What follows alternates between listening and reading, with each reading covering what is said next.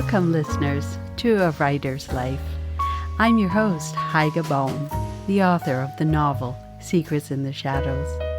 A Writer's Life is a place where I'll be in conversation with fellow writers.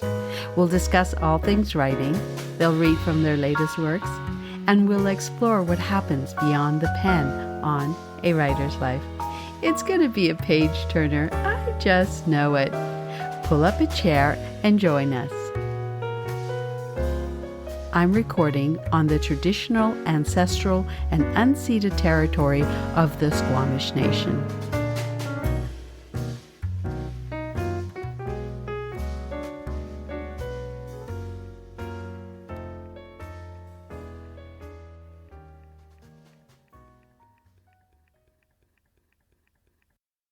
Grandma Ojo warned Yara not to fool around with those ripe for the picking boys, but her name was written all over them.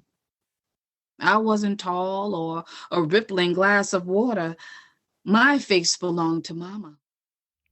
Welcome, listeners, to another episode of A Writer's Life. Today I'm really excited to be in conversation with Crystal D. Mayo. She's a native New Yorker, an actress and storyteller. Her repertoire of writing spans from memoirs and poetry to children's literature. Her literary contributions have been published in the Bronx Memoir Project's Volume 3, 4, and 5. She most recently performed one of her memoirs entitled Teaching Me a Lesson at the Caveat Theater in New York with the Generation Women Ensemble. Additional anthologies she's contributed to are the African Voices Tribute to Ntozake Shange and Our Voices, Our Stories, an anthology of writing advancing, celebrating, embracing, and empowering girls and women of color through the National Girls and Women of Council, Inc. Crystal's latest memoir, Wicked Blues, will be featured in the Connecticut Literary Anthology 2021 this fall. Crystal holds a master's in elementary education and is the founder and artistic director of My Daughter, My Legacy. This entrepreneur's mission statement is to empower youth to discover their voice and vision through literary and the arts. She teaches students how to write and perform spoken word in addition to creating collaborative performance pieces. When Crystal is not writing, she serves as a mentor for the New York-based organization Girls Write Now and can be seen performing her latest spoken word and writing prompts on the virtual mic stage of the New York Writers Coalition. Welcome, Crystal, to A Writer's Life. Thank you. Thank you for having me. What was it like around your dinner table when you were growing up? Wow. Well, around my dinner table when I was growing up, everyone was around the dinner table. So no one sat one place, or watched TV. Everyone sat at the table. Everyone came upstairs from being downstairs playing to eat at the table at the same time. So there was a lot of great conversation. I have two brothers, my mom, my dad. So it was very traditional. And it was like that with most of my friends too. We all went upstairs at the same time, ate dinner, and it just laid a very good foundation for us to be a cohesive family. What were some of the conversations that you would have? We talk a lot about, I would like to talk about what I did outside or what I did at school.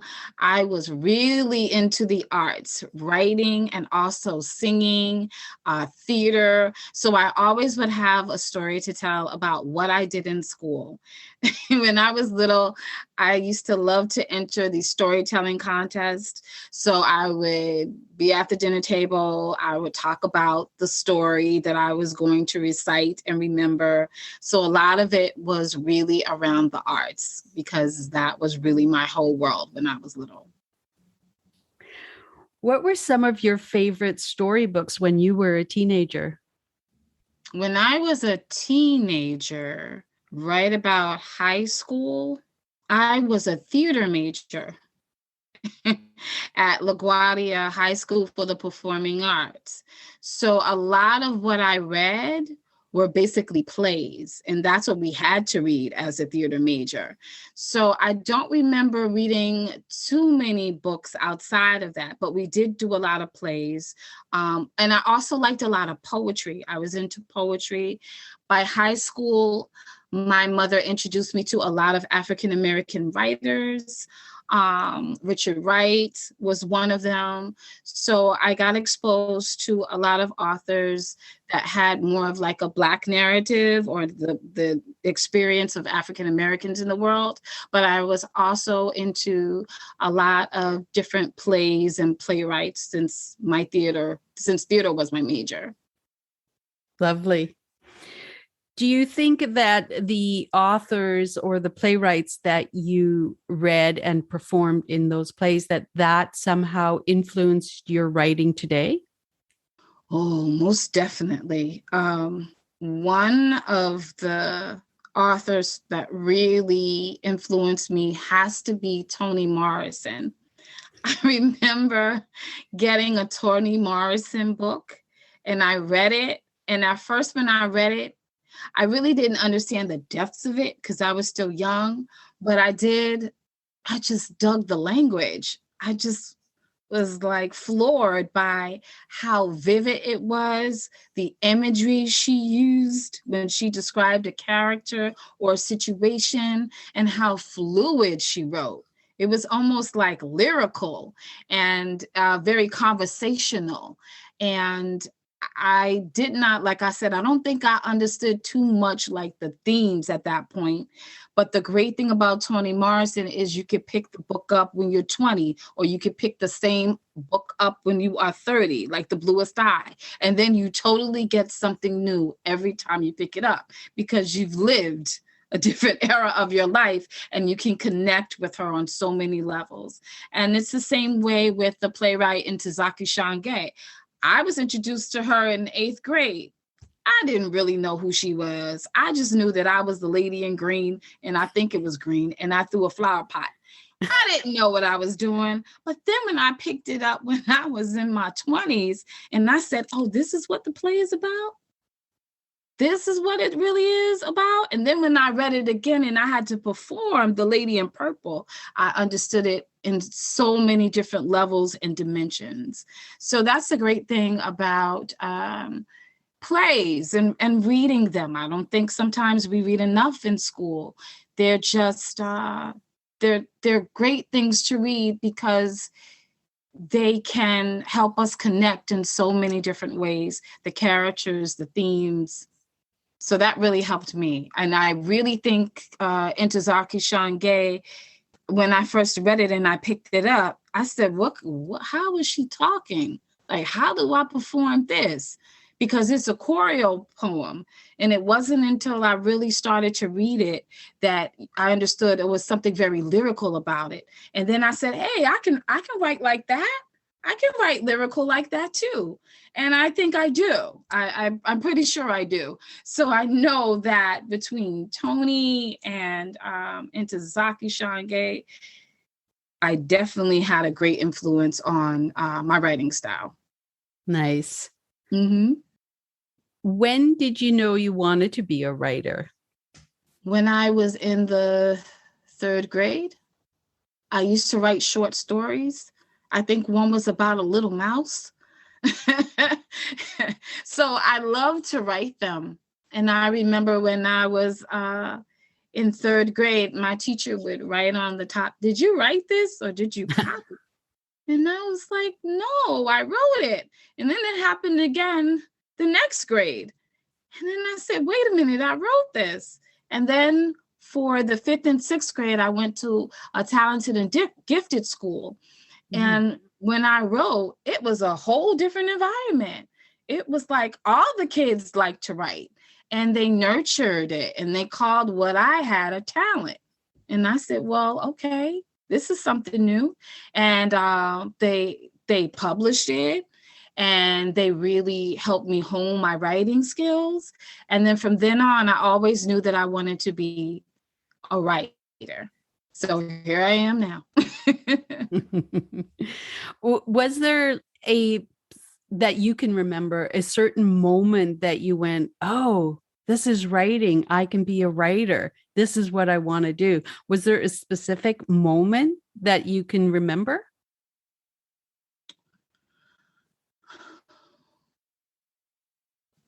It's funny. A couple of months ago, I was reading things about affirmations and claiming things using the powerful words I am. So a couple of months ago, and I've always written, but I said, you know what? I'm going to put down I am a writer. And when I put down I am a writer on a piece of paper, and I believe I posted it on my Facebook, everything changed for me. It really opened my eyes to me really being a writer and embracing what a writer does and who she is. So I think I've always written, but I don't think it was until, a couple of months ago in 2021 where it really clicked. And I was like, I'm a writer. Why am I not thinking bigger? And then I just began to think bigger, and I would see things and I'd say, I'm going to submit it, and I'm not going to judge what I wrote. I'm going to submit it and I'm going to see what happens. And then things just started to, I don't know, like snowball. I started to submit things, and then I would get things published. And the more that I claimed it, the more things came to my attention, the writing communities. And so that was just a really powerful moment to me, just to affirm I'm a writer. Because at one time people would say, oh, you're not a writer because nothing is published. And then I would think, well, am I a writer? Yeah, I am a writer. Sure, I'm a writer. I was a writer before I was published, but just affirming it and living it out and thinking big and going towards that purpose has changed tremendously. What was your first piece of written work that you had published? Wow, my first one, I think my first one was with the Bronx Council of the Arts. It was the Bronx Memoir Project. And I remember going to an event there, and I was listening to the contributors, and I thought, oh, this is really good. They would tell stories about them growing up in the Bronx. And when the opportunity presented itself again, that must have been like a year or two later, I said, oh, I really want to do this. So I took some workshops, and I worked on a few memoirs about growing up in the Bronx, and then I submitted it. And it was a great experience because it was an opportunity not only for it to be published, but they had a reading for it after it was published, and you really got to know the people who were also contributing. And some of the people were people that I had classes with. So it was very dear and near to me because, I'm like, oh, I know this person who wrote this.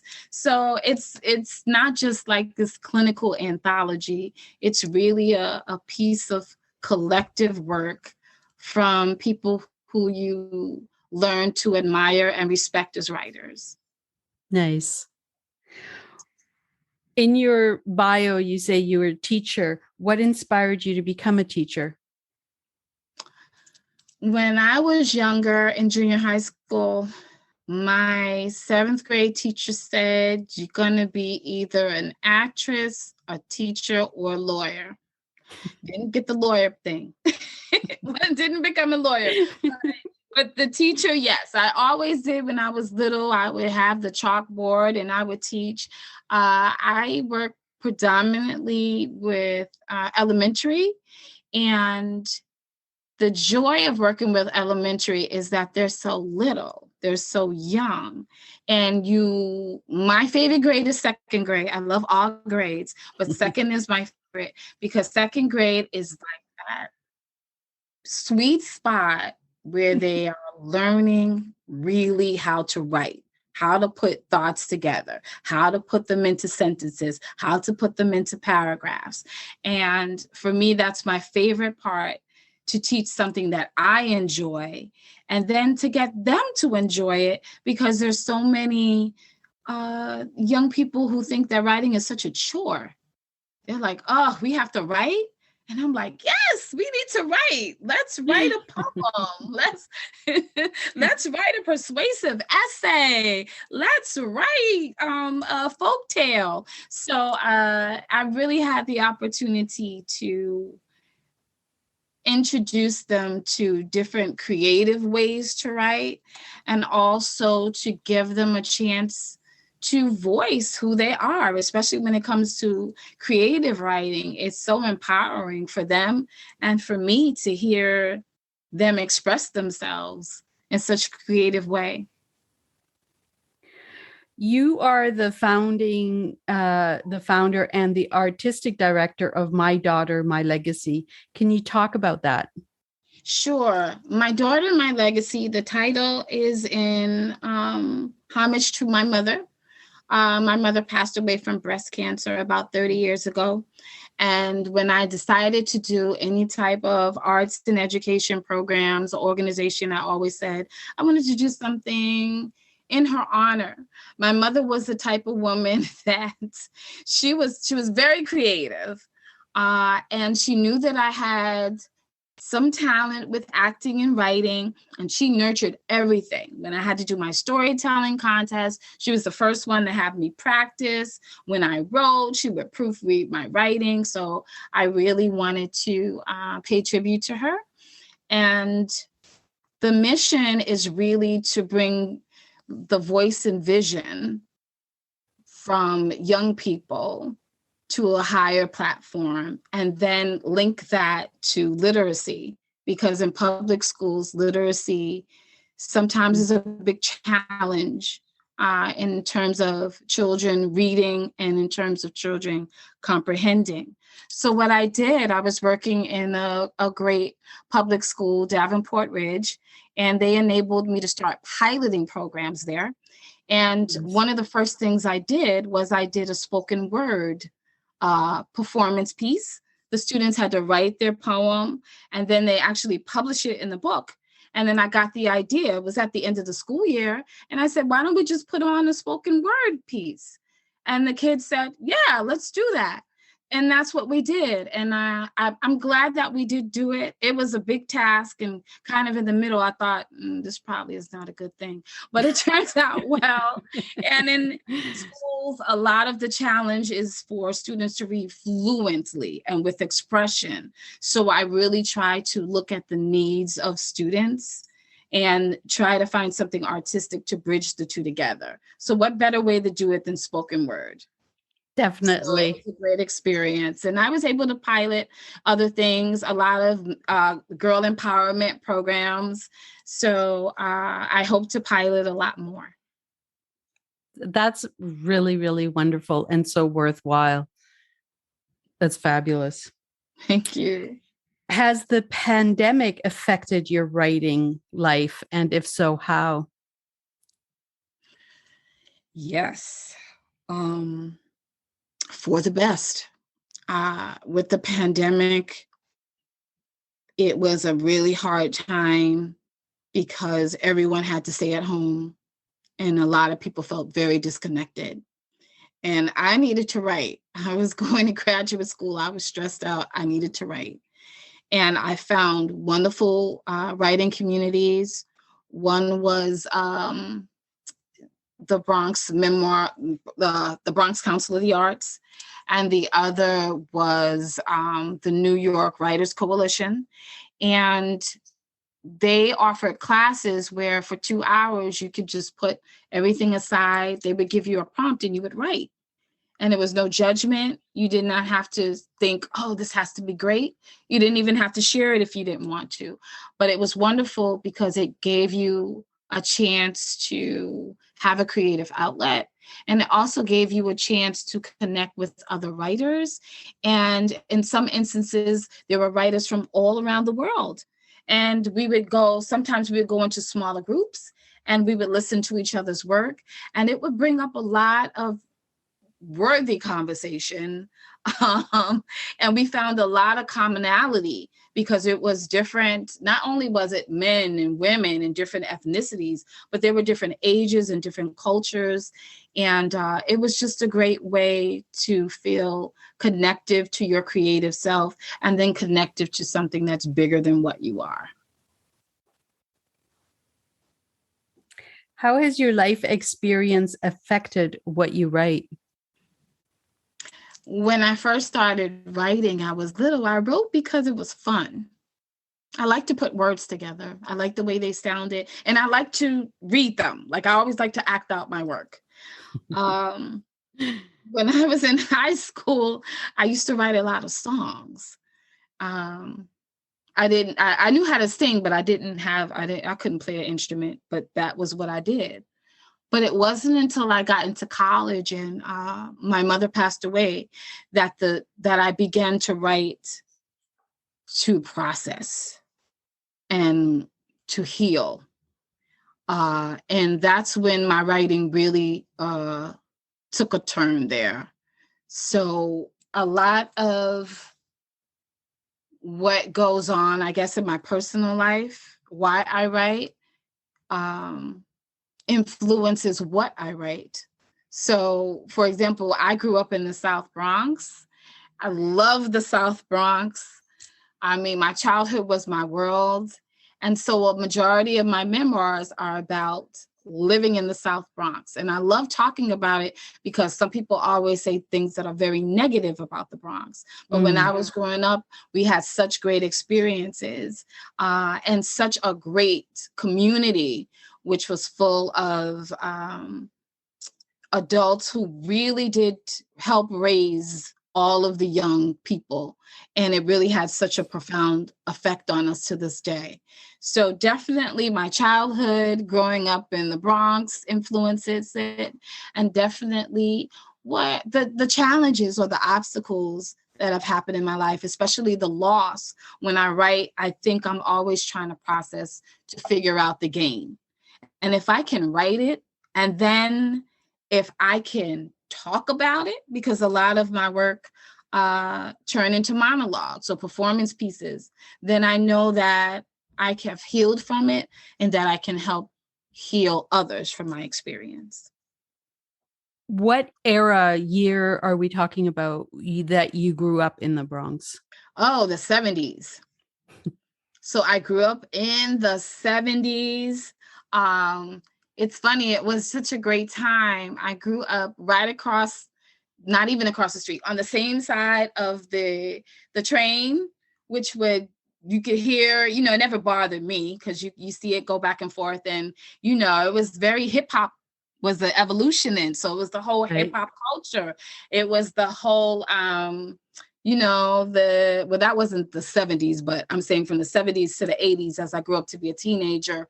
But we did experience that evolution of hip hop, the culture of it, the trains with the graffiti artists. So it was a really exciting time for us to grow up in the 70s and 80s there, because it was just so much going on, especially in the music in the community there. For me, I grew up in the 60s, 70s, and then in the 80s, I was in my 20s. Now I'm looking at writing in that time period of me being a child. I think of is the kind of freedom we had to be, because we didn't have so much technology really to keep us in. We were always out. Do you find that within your own writing that you pull those sorts of moments out in your writing, and because you're reflecting back on those eras? Oh yeah, definitely. Like in my memoirs, I talk about, and even if I have a children's manuscript, I talk about playing double dutch and how we used to play double dutch and how the rope sounded on the concrete. It was like a teet, teet, teet, and how the rope wasn't even a rope. It was a telephone, I think a telephone wire. How we used to roller skate and how I had sherbet wheels. I'll never forget it. They were sherbet wheels and it was like beautiful white boot. And we used to go down the hill and up the hill in those boots, how we would sit on the benches and we would do our lanyard. So I agree with you. It was such a free time because we didn't watch that much TV and we definitely didn't have technology. So it was really about finding ways to entertain yourself, hopscotch. For us, for the girls, it was definitely double dutch. It was a coming of age. If you knew how to jump with one rope, that was great, but you weren't a big girl. You weren't a big and bold girl until you could do the double ropes. So those are the, like you said, the lively things that you remember, that you never forget because it was just so much fun. I used to live across the street from a bodega. So here I was crossing the street and you go in the bodega, you hear the Spanish music, so it was just so much, you write with your senses because you have to make the bodega come alive. You have to make that jump rope, teet, teet, teet on the concrete come alive. We used to do like little cheers, roll call, sha boogie, sha, sha, sha boogie. So you have to describe how your hands would clap, or you have to describe when you were hand clapping.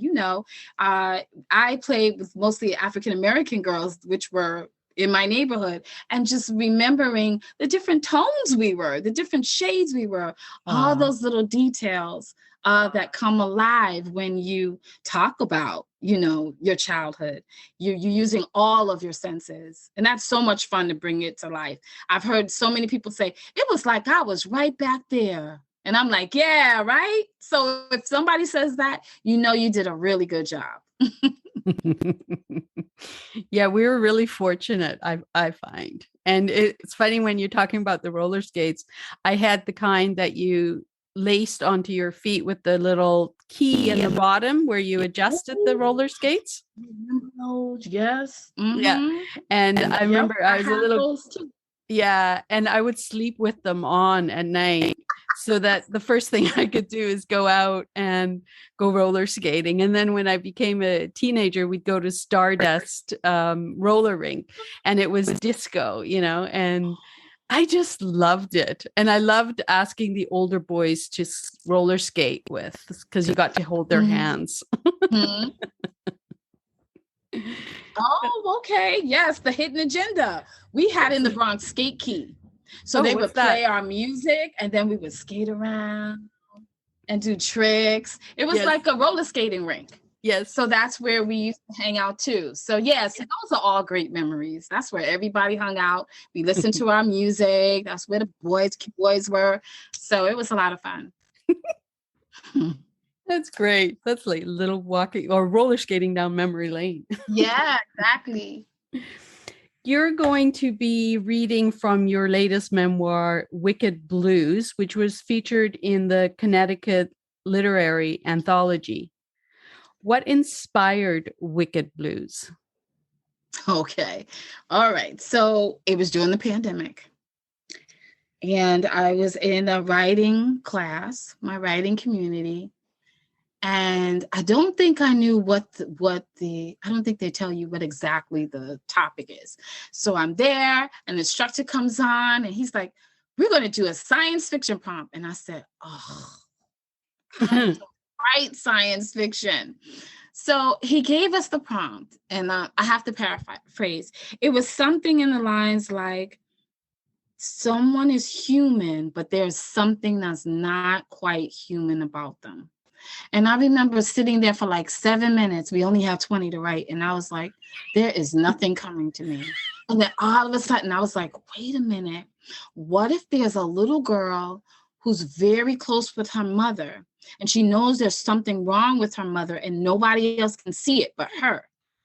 And then I said, yeah, that might work. And then I started to write like a little tiny piece of it. And then from that tiny piece, it developed into Wicked Blues. So Wicked Blues is really about a young girl, a teenage girl, whose mother is terminally ill.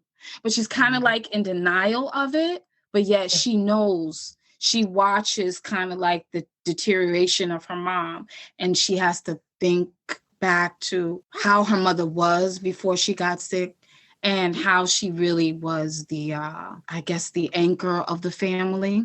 And so that's really what the story is about. And the story goes on to really describe kind of like her love for her and how much they were so much alike and how close she was to her.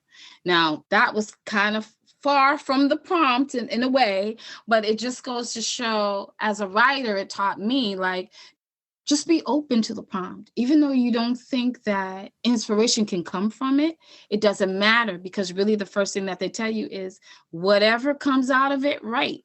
Don't judge it. And that's what happened. And I'm so glad. I love to tell that to people because I really love the piece. And I just can't believe that it came from something that at first I didn't think that I could write. Yeah, prompts are really great. They're a really good writing incentive for sure. Would you delight us and read an excerpt from Wicked Blues? Oh, sure. I'd be honored to. There is no life here. No scent of jasmine or the smell of God's breath right after a rainstorm. No flashes of light capturing moments, nor laughter that crescendos out into the hallways.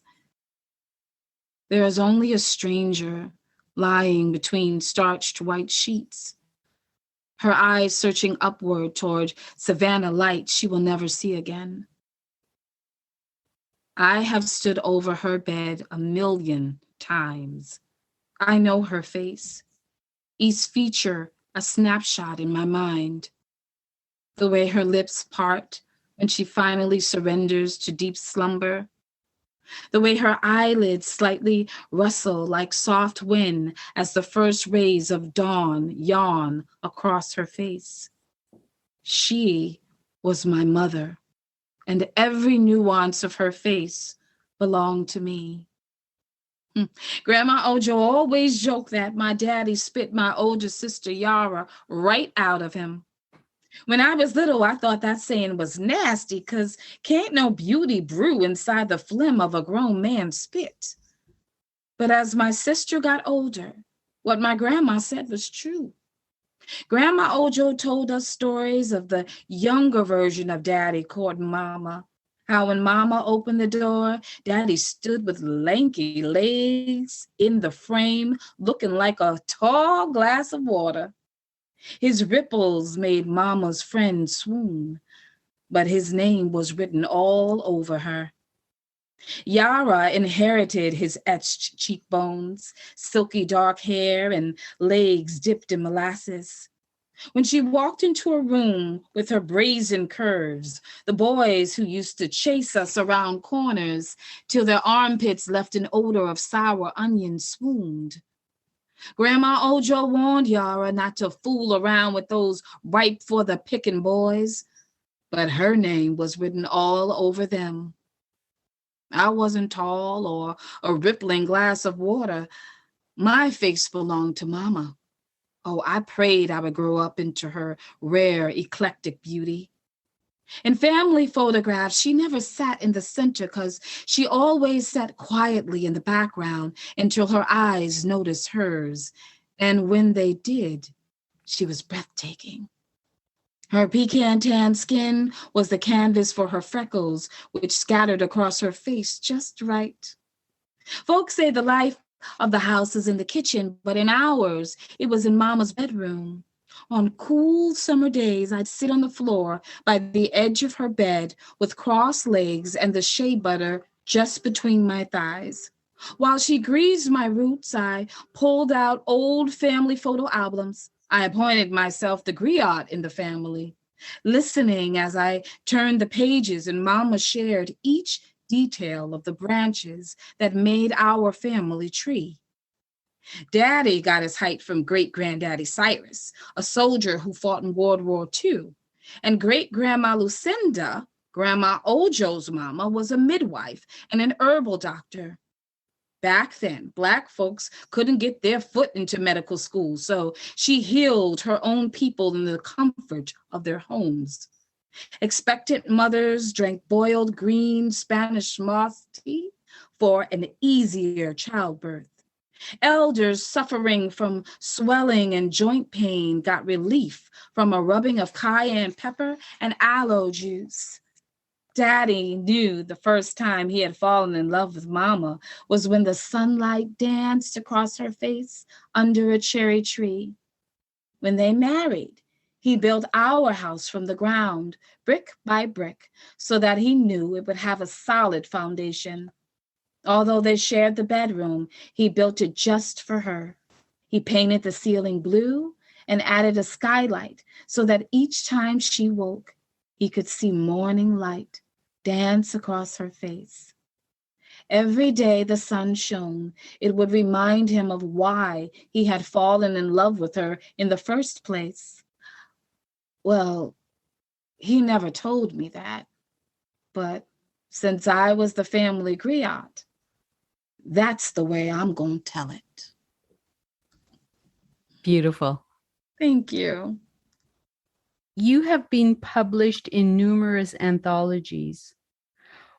What was the process like for you?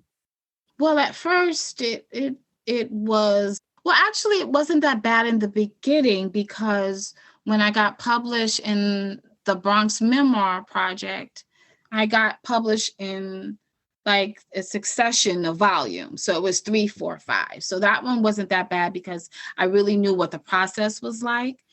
And basically, if you went to a certain amount of workshops and you really worked on your piece, you would submit it, and it would be part of the memoir project.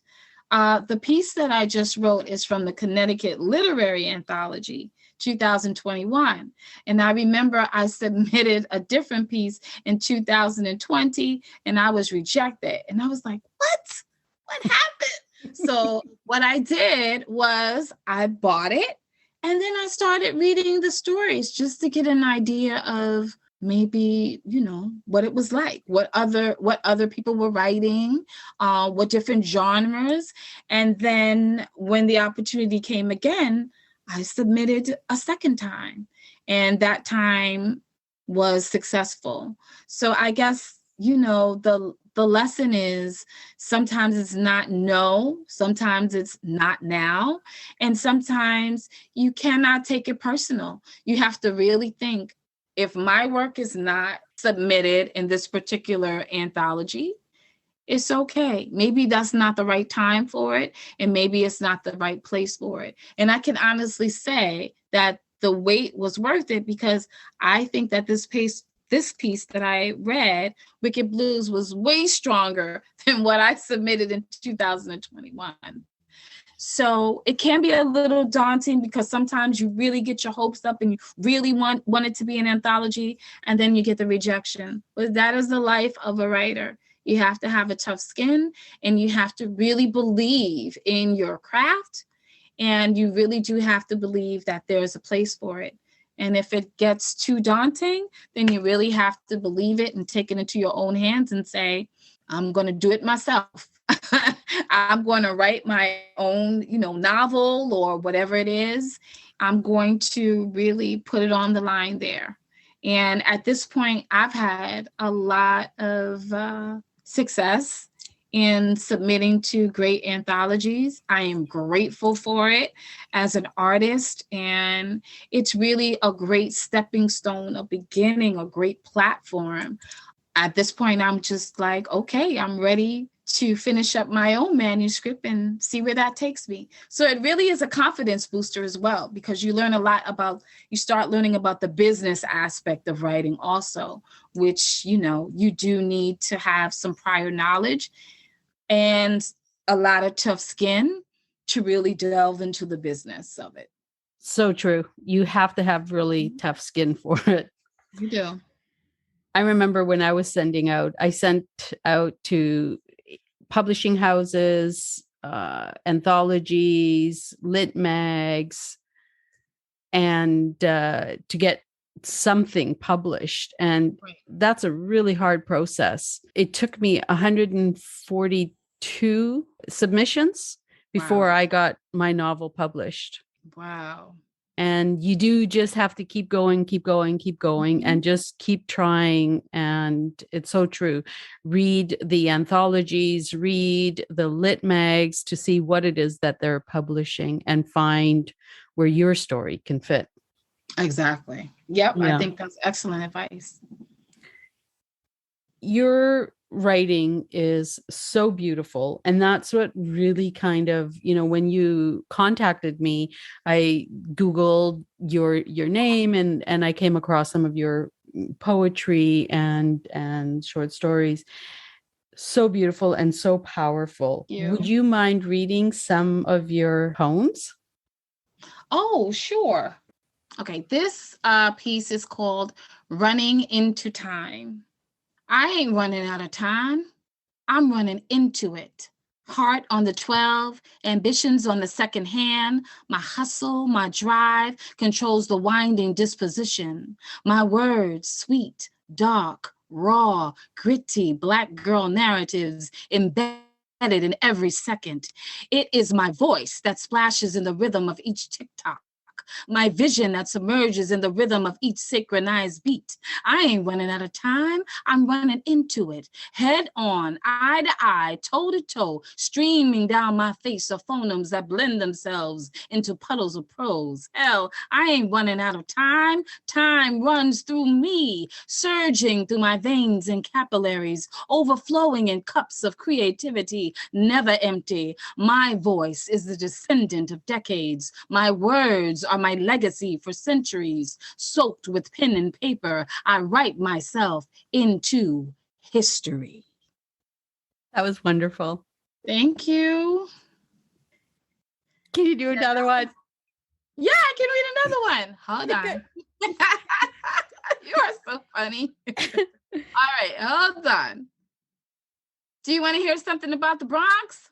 Yes. Oh, okay. All right, because we were talking about that, right? Okay. Yes. This is called The Love of She. She was the mortar bricks that housed me. Within the span of her arms, I found home. She witnessed all my first steps, first words, first timid feet, when they took a leap of faith as my small body squeezed through kissing lips and in between two extension cords. She became the pentameter for my feet, keeping the rhythms of Black girls' voices. 2, 3, 4, 5, 6, 7, 8, 9. On lazy summer days with colored chalk, I'd bring to life all my juvenile manifestations across her ebony palette. And when the echoes of children's laughter taunted me from distant parks where my feet were prohibited, she obliged my solo hopscotch games, holding my pebbles still as I dodged between sketched lines. And when I was naughty, she reminded me with a skinned knee of tiny shards of glass, the repercussions of running too fast with untied shoelaces.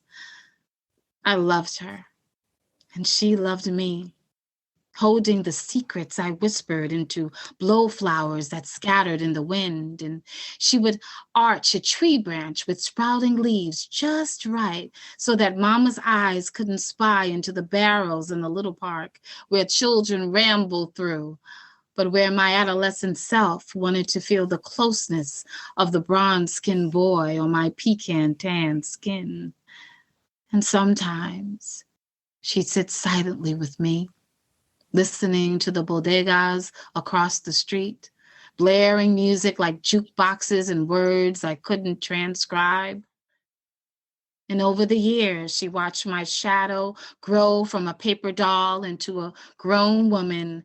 And when I had outgrown the span of her arms, I took all my memories, wrapped them up in tissue paper, and moved uptown.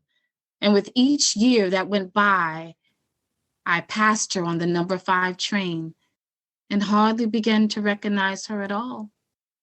Each time the subway doors swung open, there was no sound of my childhood. Jumping the turnstiles, taking a joyride down to Harlem, There were no signs of fast girls who'd kick their shoes off and do pop-ups between a rope and bare feet, just to revisit what it felt like to be innocent one last time. There were no ropes, no laughter. She was still regal with a crown on her head, but the life of her kingdom had shriveled and deceased. I saw it coming. In the 1980s, Spanish music from the bodegas were replaced with catcalls, a red top, blue top. The pristine of her hallways, tarnished bodies contorted in strange shapes, high off crack, fiending for that last hit. And the people? Oh, they ain't friendly no more. One whole village afraid to raise a child in fear of repercussions, the violence in succession, the music of hip hop that brought us together, heads bobbing, bodies swaying, had become the soundtrack for bottle throwing, gun toting, reefer smoking, side eyeing on the elevator ride up. And it wasn't until the eve of my 22nd birthday, when Mama died from breast cancer in my arms, did I understand what she must have felt like to be alive, only to succumb to abnormal red and blue cells that coursed her sidewalks and corners, dividing, infiltrating, destroying her community. I loved her. And she loved me. As I stare across from her on the platform of 152nd Street, our eyes lock and meet.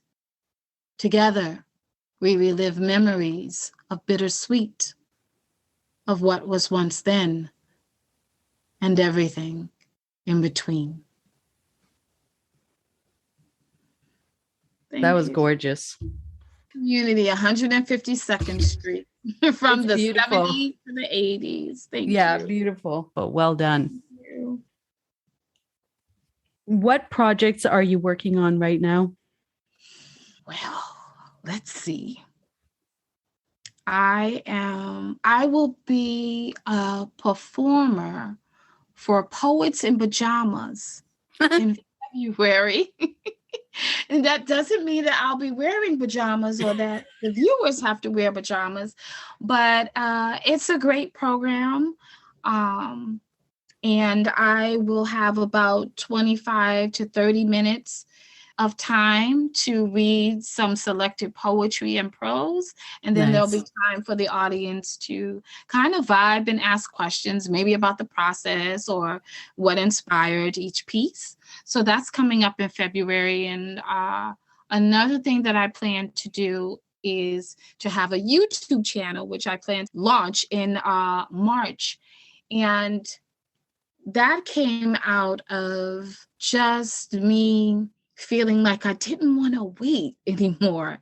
I kind of wanted to take matters into my own hands and have a channel where first I can share, just as I shared with you, some of the poetry and prose that have been published, and then to really talk about the writing process and how we can all share different creative techniques, or just keep it on the real about the life of like you do. You really keep it real and talk about some of those challenges, and really just have a forum to expose the work on a higher platform. So I'll be working on those two things, and I will also be working on I've completed some children's manuscripts, some children's literature, which I'm very excited about. One manuscript is loosely based on Claudette Colvin. Claudette Colvin is a young activist. She was 15. I didn't know who she was, but a couple of months before Rosa Parks in Montgomery, Alabama, she refused to give up her seat on the bus, and she got arrested. And I was like, how come no one ever knew that? So she's so interesting. So I did my research on her, and I wrote a children's manuscript loosely based on her. And the other two manuscripts sound a little bit like the poem I just did. Not quite, but it talks about my experiences being in the South Bronx and all of that great details that we talked about and the teeth of the jump ropes. And so I've completed those, and I'm at the point now where I'm looking for some great representation and also sending it out and getting it out there, because you can write work, which is a great thing. And if you want to keep it to yourself, yes, you can. But when it's time for you to let it go, it's like a child. You got to let it go. You got to let it out into the universe and see what happens. So I'm ready to do that, and I'm excited about it. So what I'm going to do is take select some poetry, prose, spoken word, short stories that have been published, and then put it together into a performance piece and really merge my acting background with my writing and let it loose into the world. I'm just a real advocate for writers, if they like or if they're comfortable sharing it or having people perform it, because it just takes on a whole new life, especially in front of a live audience. There's just nothing like it. So for my YouTube channel, for our listeners who want to become writers but are not sure how to proceed, what words of wisdom do you have for them? Journaling is a good thing. Journaling is a great thing. Just writing down whatever comes to your mind early in the morning. I have a book. It's called The Artist Way. Oh, and it's by Julia Cameron. And there's a book, and then there's also a workbook. And it is so great to just get up in the morning, because it's supposed to be like your first thoughts in the morning. Don't judge and just write. And if nothing comes out, nothing is coming out, and you'll be surprised how much comes out from there. But if you read the book and then you also journal, you get such a great insight into, because she talks about a spiritual path for higher creativity. So that always works for me. I love to do first writes. Unfortunately, I haven't been doing it every morning, but when I do, it's always good, because I can go back to those writes and I can pull one sentence out, and that one sentence becomes a poem. So as an artist, you should never think that your cup cannot overflow. It's not true. Never think I wrote one thing and now I can't write anything else. Not true at all. Also, writing communities are great. They're not judgmental. They give you an opportunity to talk to other writers and just give you a source of information and inspiration as well. And I would also say memoirs, just writing your memories, starting with one memory, just one, and just seeing if you could stretch it out and make it come alive as much as you can. Like, those small things really help with your creativity. And lastly, something that I love to do is meditate before you write. There's a great meditation for creativity, and you sit for 10 minutes and you just say the affirmations. And I'm telling you, I do it and I feel so creative. And the affirmations are really based on like a spiritual part of creating, which is that you are a co-creator of the world. So if you think of yourself as a co-creator, you can never not be creative, because you're co-creating. Those things really help me, and those things may, help anyone who feels that they want to write, but they don't know how to get started. The only way to get started is to put the pen on the paper or put the fingers on the keys. So that's the best way to start, is just to write. That's it. Crystal, thank you for coming on A Writer's Life. It's truly been a pleasure to be in conversation with you, and so inspiring. Thank you. Oh, thank you. The pleasure was all mine. That was Crystal Mayo reading from her latest work, Wicked Blues. And she also read such beautiful poetry. If you want more information about her and where you can purchase her writings, please check the links below. And while you're at it, why not subscribe to A Writer's Life? And if you want more information about myself and my novel Secrets in the Shadows, visit my website at www.heigabome.ca. For a kinder world, take care of each other.